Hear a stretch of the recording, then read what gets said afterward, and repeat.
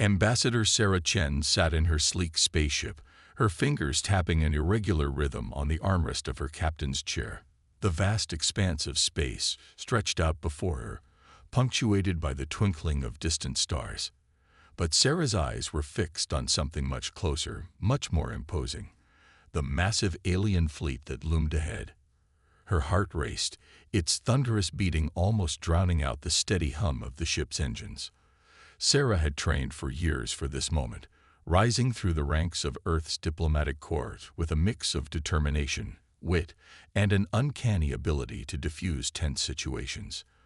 But now, faced with the reality of humanity's first official contact with an advanced alien civilization, she felt woefully unprepared. "Come on, Sarah," she muttered to herself, trying to inject some levity into the situation. "Just another day at the office, right? If you can handle the UN Security Council, you can handle a few extraterrestrials." But the joke fell flat, even to her own ears. This was far from just another day at the office. The fate of Earth, perhaps even the entire human race, rested on her shoulders. The weight of that responsibility pressed down on her, making it hard to breathe in the already stuffy confines of her ship. Sarah's eyes darted to the holographic display floating above her control panel. It showed a detailed scan of the alien fleet, dozens of ships of various sizes, all arranged in a formation that seemed both beautiful and terrifying. At the center was the mothership, a colossal structure that dwarfed even the largest human spacecraft. As she stared at the image, Sarah couldn't help but think of all the sci-fi movies she'd watched as a kid. How many times had she imagined herself in this very situation? But those childhood fantasies had always ended with her as the triumphant hero, saving Earth with a clever quip and a daring plan. Now, faced with the real thing, she felt more like a scared little girl playing dress-up in her mother's clothes. "Ambassador Chen." A voice crackled over the comm system, startling Sarah out of her reverie. "We're approaching the designated meeting point. ETA 5 minutes. "Understood," Sarah replied, hoping her voice sounded steadier than she felt. "Prepare for possible first contact scenarios." As her ship drew closer to the alien fleet, Sarah ran through her mental checklist one more time. Translator: check. Cultural briefing materials: check. Emergency protocols: double check. She had spent months preparing for this moment, studying every scrap of information Earth scientists had managed to glean about this mysterious alien race. But as the distance between her ship and the alien fleet shrank, Sarah realized that no amount of preparation could have truly readied her for this moment. The sheer scale of the alien vessels was breathtaking. Each ship seemed to shimmer with an otherworldly energy, its surface covered in intricate patterns that pulsed with light. Sarah's hands trembled as she adjusted her uniform, smoothing out imaginary wrinkles. She took a deep breath, trying to center herself. "You've got this," she whispered. "Remember, they're probably just as nervous as you are." The thought of a giant alien being, tentacles quivering with anxiety, almost made her laugh. But the brief moment of humor was quickly swallowed up by the gravity of the situation. As her ship came to a stop at the designated coordinates, Sarah felt a bead of sweat trickle down her back. The moment of truth had arrived. She stood up, straightening her posture and lifting her chin. Whatever happened next, she would face it with all the dignity and courage she could muster. "Ambassador," her pilot's voice came through the comm again. "We're receiving a transmission from the alien mothership. They're requesting visual contact." Sarah's breath caught in her throat. This was it. "Put them through," she said, her voice barely above a whisper. The holographic display flickered, and suddenly Sarah found herself face to face with, well, she wasn't quite sure what. The alien being before her defied easy description. It seemed to shift and change even as she looked at it, its form a swirling mass of colors and shapes. For a moment, Sarah stood frozen, her carefully prepared greeting forgotten. Then, to her own surprise, she felt a smile tugging at the corners of her mouth. There was something almost comical about the situation.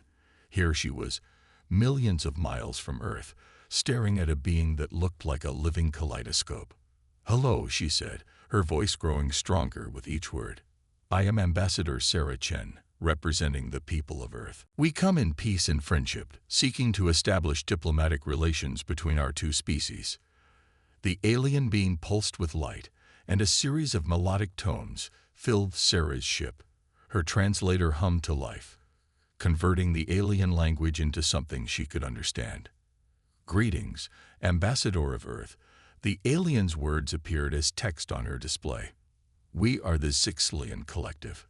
We have long observed your world and deemed it time for formal contact." Sarah felt a rush of excitement mixed with relief. They understood her, and they seemed peaceful. Maybe this wouldn't be so bad after all. But just as she was about to respond, her ship gave a sudden lurch. Alarms blared, and red warning lights flashed across her control panel. "Ambassador," her pilot's panicked voice came through. "Something's wrong with our systems. We're losing power." Sarah's heart leaped into her throat. This couldn't be happening. Not now. Not when they were so close to making history.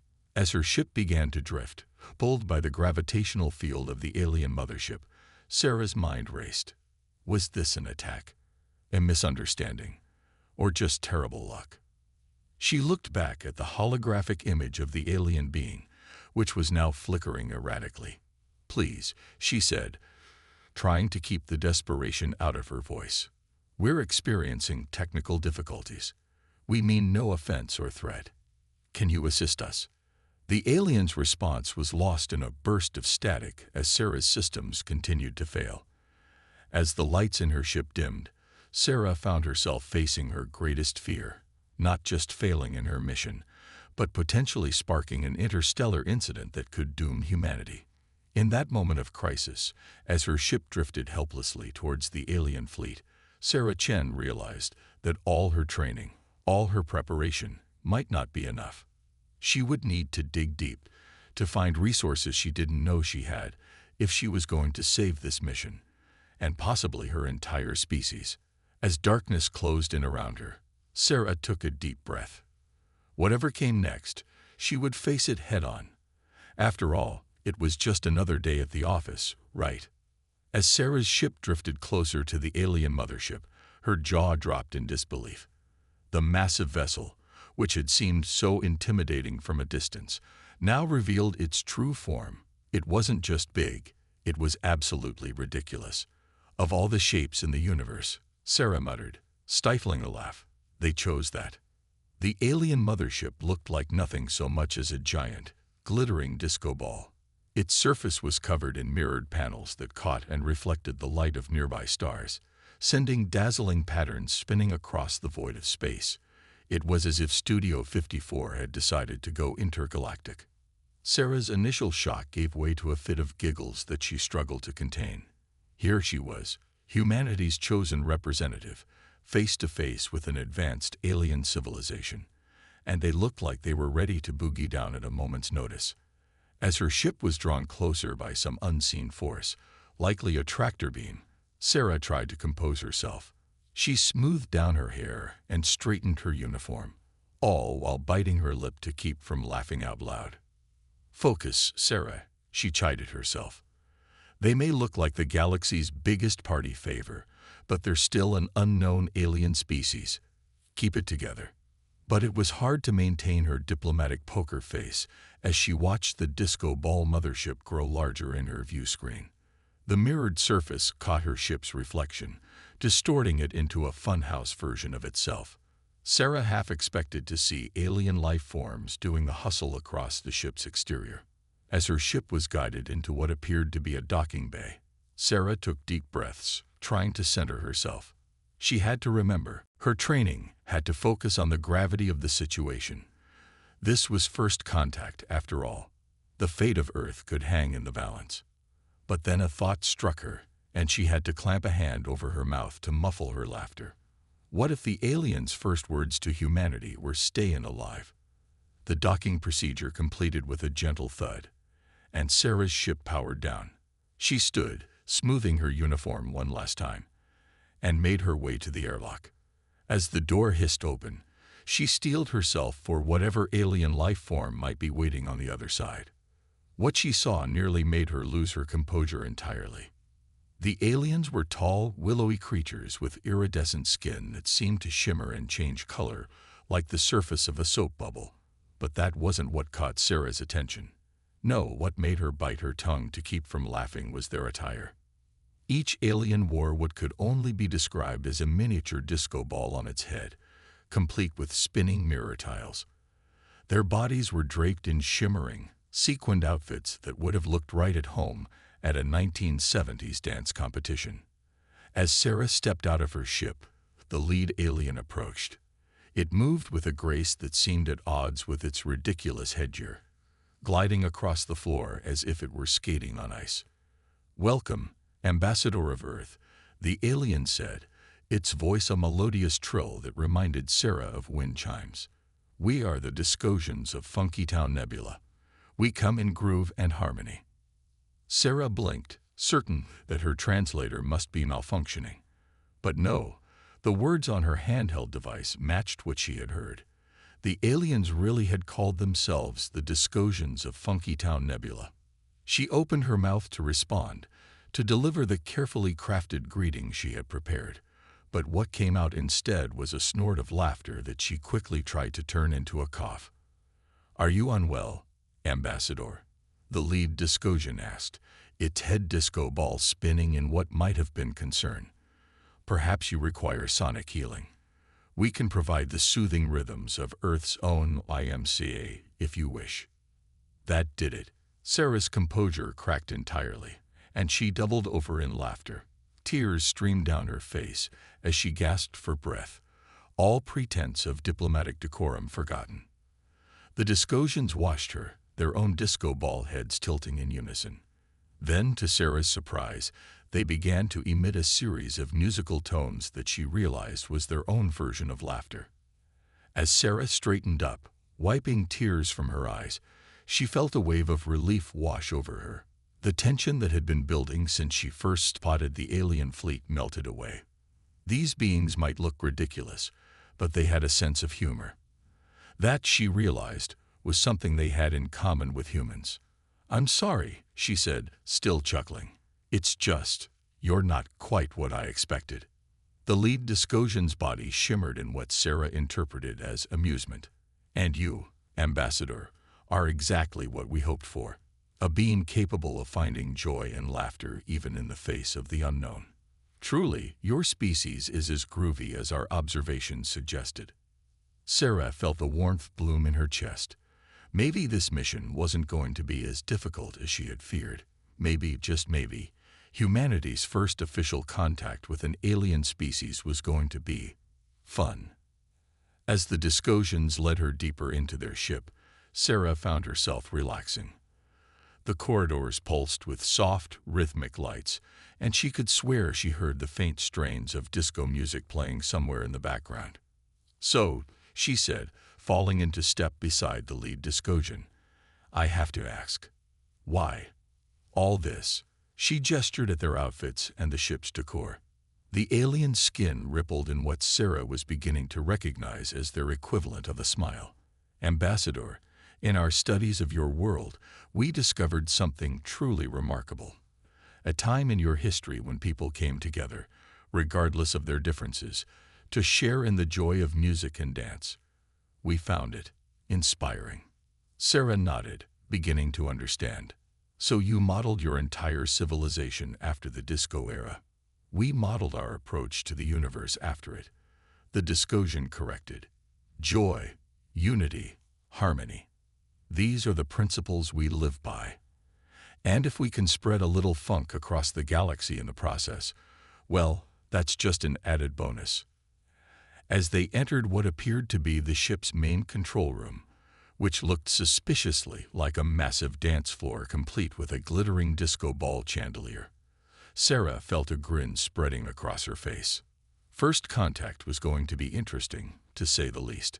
And as the Discosian leader invited her to get down to business on the dance floor, Sarah realized that her earlier anxiety had been replaced by an overwhelming sense of excitement.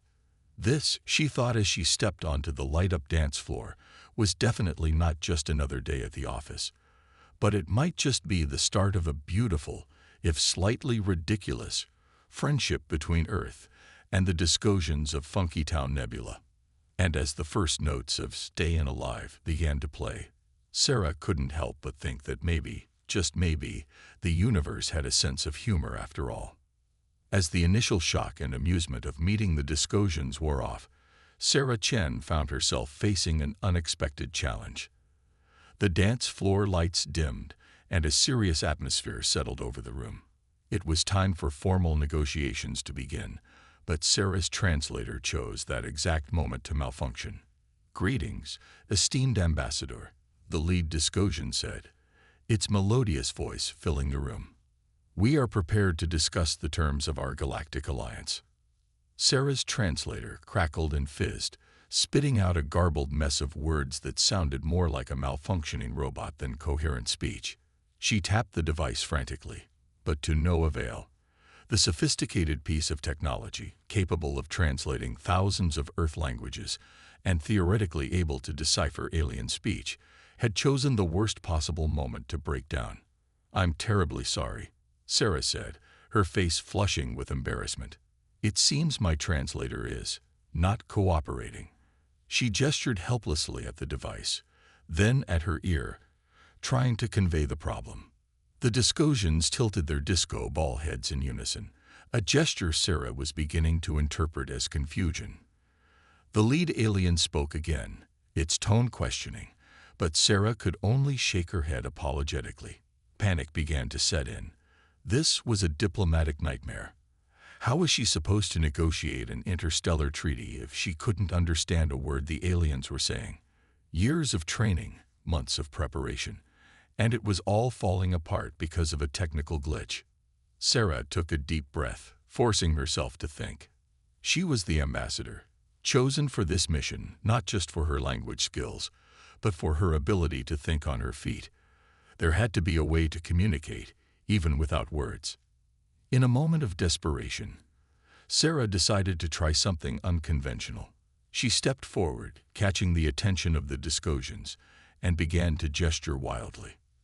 First, she pointed to her malfunctioning translator, then made a cutting motion across her throat.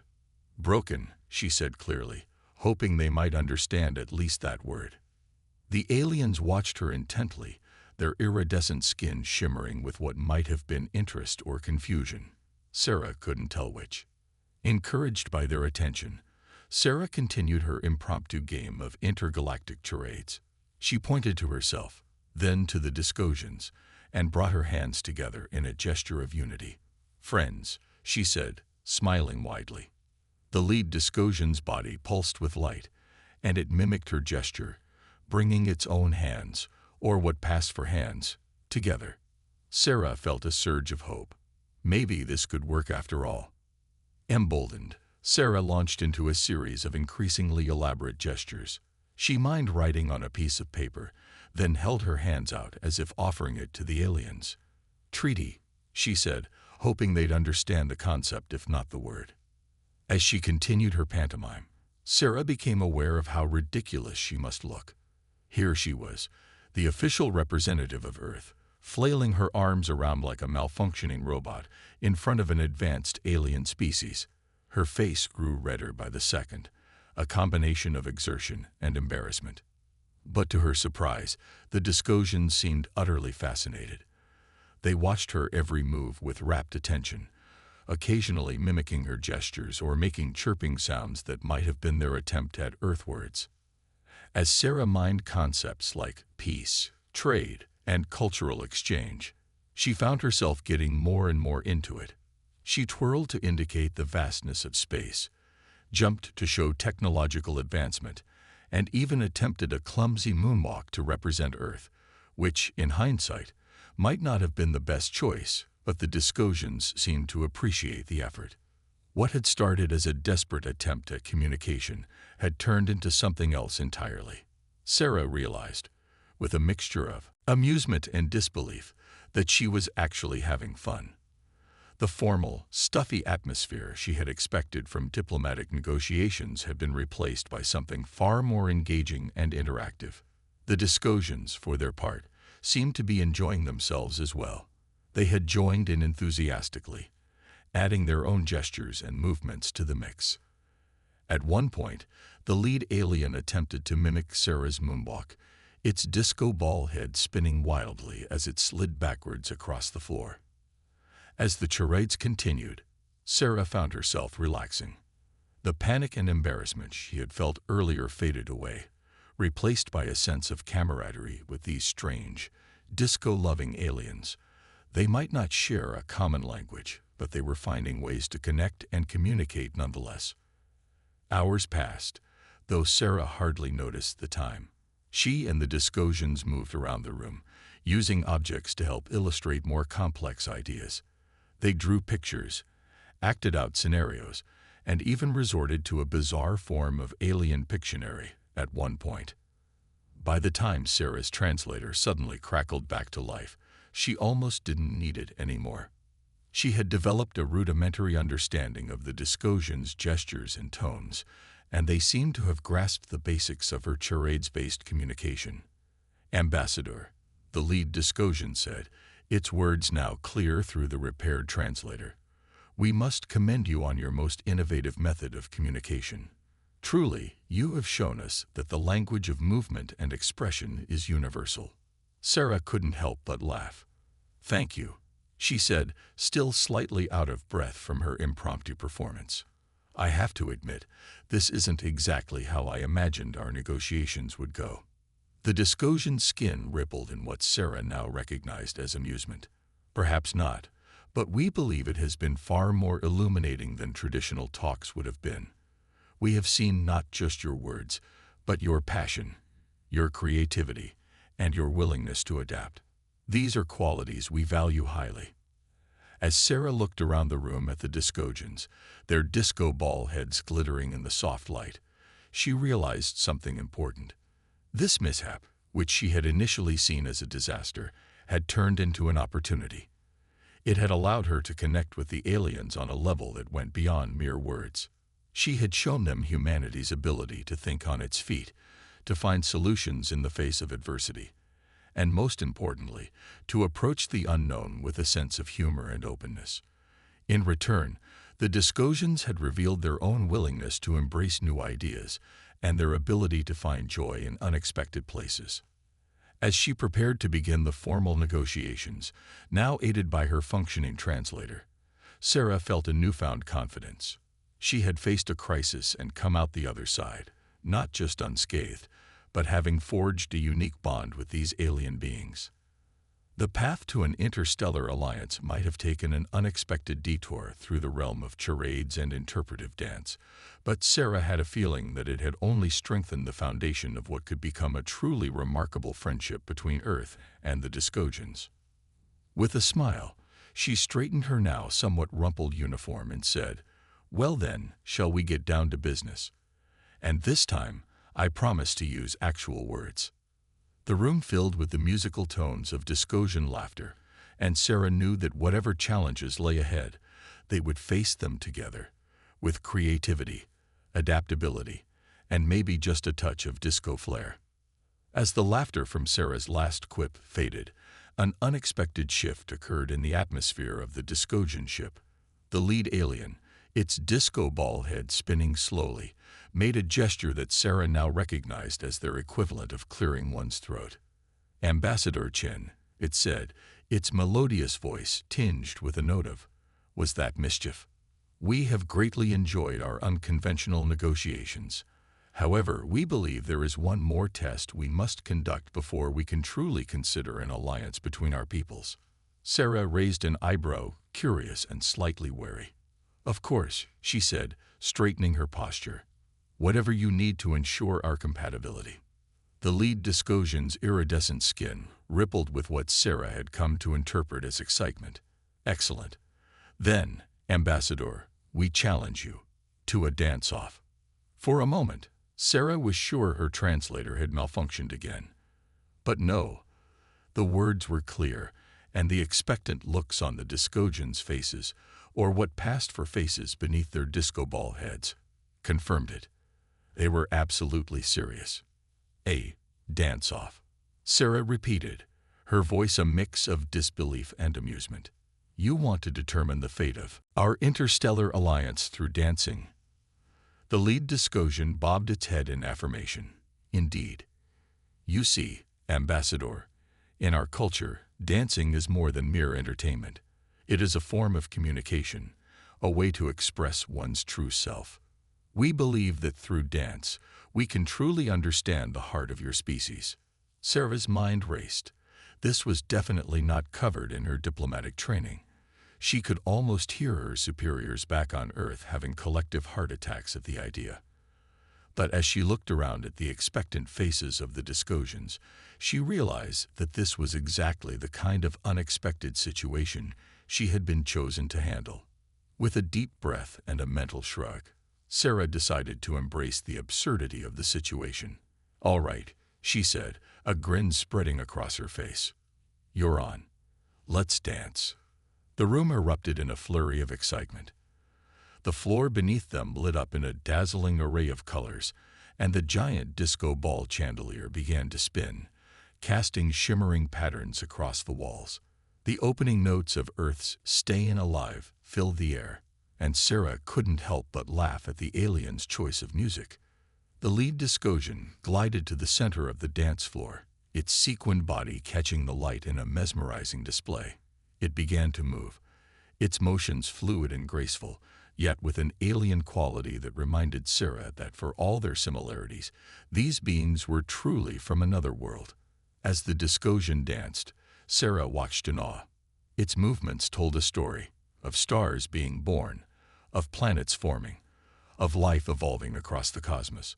It was beautiful, profound, and utterly bizarre. When the alien finished, all eyes turned to Sarah. Taking a deep breath, she stepped onto the dance floor. The familiar beat of the disco classic pulsed through her, and for a moment, she felt a pang of self-doubt. How could she possibly compete with the alien's ethereal performance?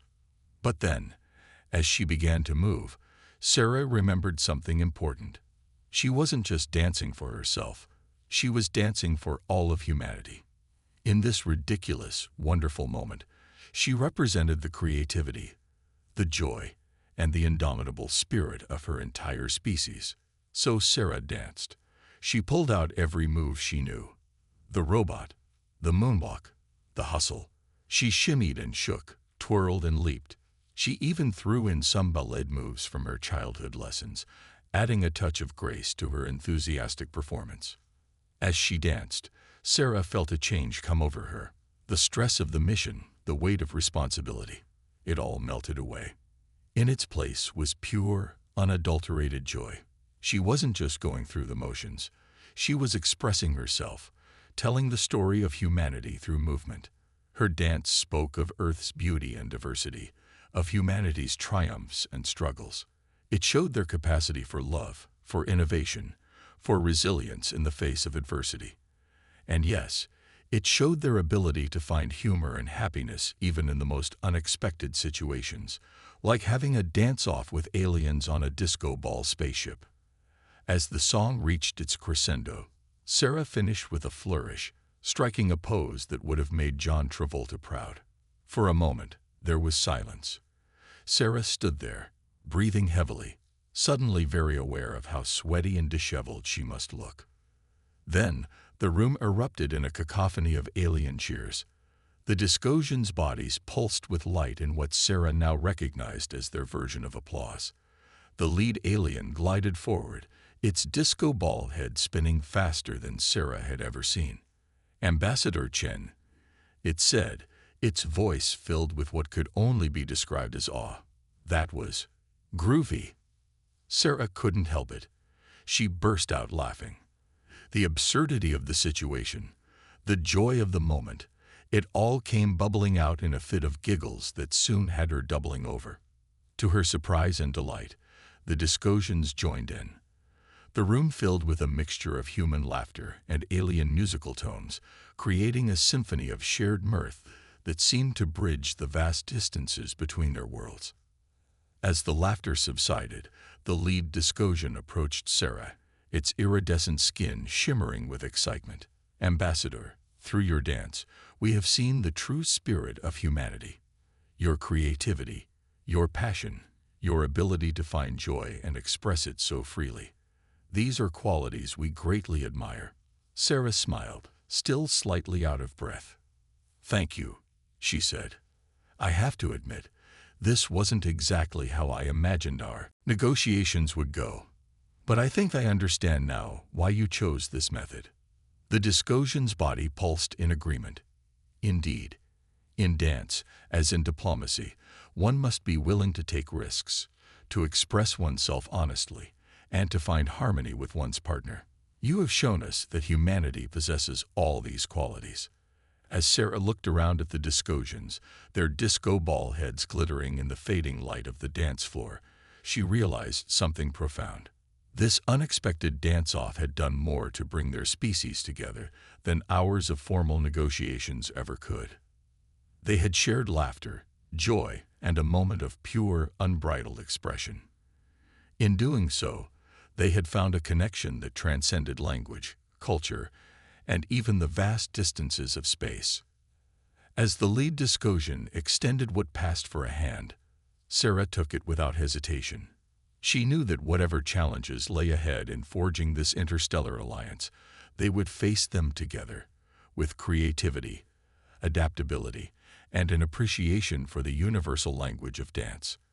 And as a new song began to play, this time a funky alien tune that had Sarah's feet tapping despite herself, she couldn't help but think that the future of human-Discosian relations looked very bright indeed, and very, very groovy. In the days that followed the legendary dance-off, Ambassador Sarah Chen found herself navigating the most unusual peace negotiations of her career.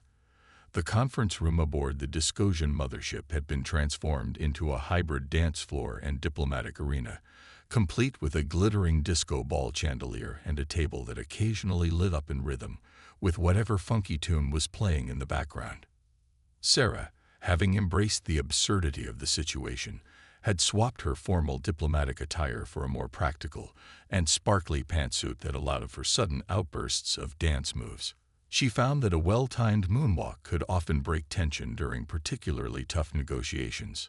"So," Sarah said, tapping her pen against the datapad in front of her, "about the issue of interstellar trade routes. Earth is willing to grant the Discosians access to our solar system, but we have concerns about the potential disruptions." The lead Discosian, whom Sarah had taken to calling Disco Dave in her head, though its actual name was an unpronounceable series of musical tones, tilted its mirrored head. "Disruptions, Ambassador. We assure you, our ships are equipped with the latest in noise-canceling technology. The residents of your planets will hardly hear our intergalactic disco beats." Sarah stifled a laugh. "That's good to know, but not quite what I meant. We're more concerned about the impact on our satellite systems and space traffic." "Ah," Disco Dave's skin shimmered in understanding. "Perhaps a demonstration would help clarify our proposed flight paths." Before Sarah could respond, the table between them transformed into a holographic display of the Milky Way. Tiny Discosian ships began to zip between the stars, their paths forming intricate patterns that looked suspiciously like dance choreography. "As you can see," Disco Dave explained, its voice taking on a rhythmic quality that matched the movement of the ships, "our vessels move in harmony with the cosmic dance of the universe. We assure you, there will be no collisions or disruptions to your systems." Sarah watched, mesmerized, as the holographic ships performed what could only be described as an intergalactic ballet. "It's beautiful," she admitted, "but I'm not sure our space traffic control is equipped to handle interpretive dance as a form of navigation." Disco Dave's body pulsed in what Sarah had come to recognize as their version of laughter. "Perhaps not yet, Ambassador. But imagine the possibilities if they were. Space travel would become not just a means of transportation, but a form of art." Sarah couldn't help but smile at the alien's enthusiasm. "Well, It would certainly make those long interstellar journeys more entertaining. She paused, an idea forming. You know, this actually gives me an idea for a compromise. Over the next few hours, Sarah and the Discosians hammered out a treaty that was as unconventional as their initial meeting. Earth would allow Discosian ships passage through designated dance lanes in their solar system, in exchange for Discosian assistance in developing more advanced space traffic control systems.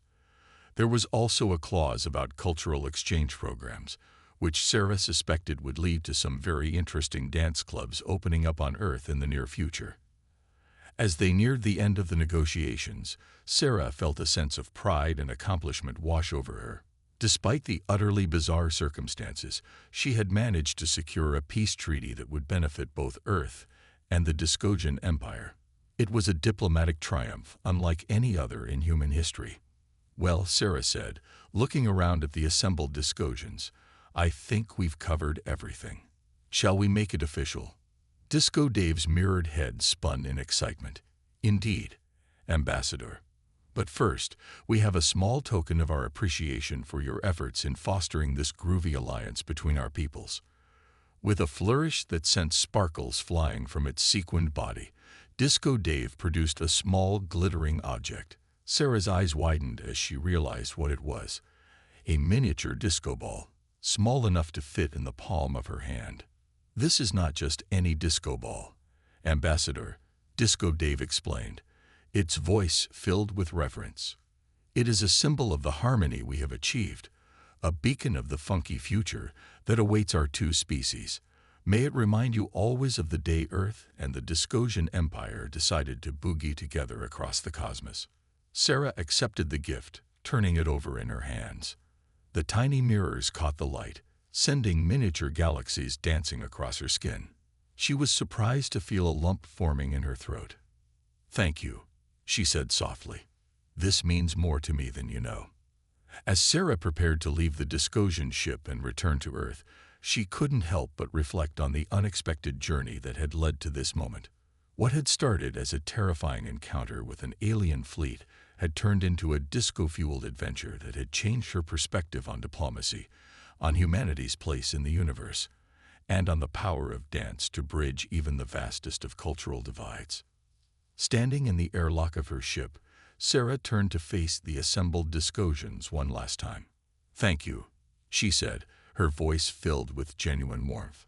For your hospitality, for your willingness to find common ground with us, and for reminding me that sometimes the best way to face the unknown is with an open mind and a willingness to dance.